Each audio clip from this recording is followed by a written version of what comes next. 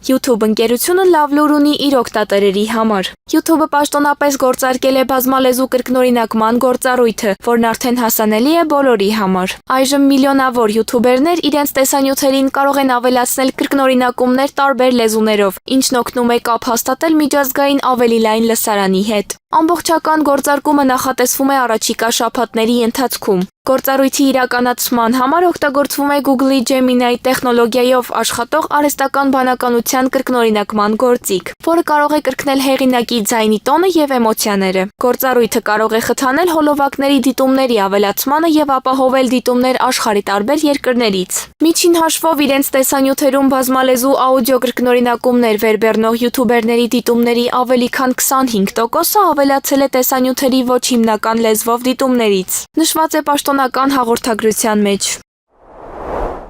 Apple ընկերությունը թողարկել է iOS 26 համակարգը։ Դրա գլխավոր առանձնահատկությունը հեղուկ ապակու դիզայնն է։ Այնուամենայնիվ, որոշ մշակողներ վստահ չեն, թե արդյոք Liquid Glass ինտերֆեյսը պատրաստ է զանգվածային օգտագործման։ We Ready լրագրող Craig Granell-ը կարծիք է հայտնել, որ նոր դիզայնը վատթարացնում է կենտրոնացումը, ընթերնելիության խնդիրների և շեղող տեսողական էֆեկտների պատճառով։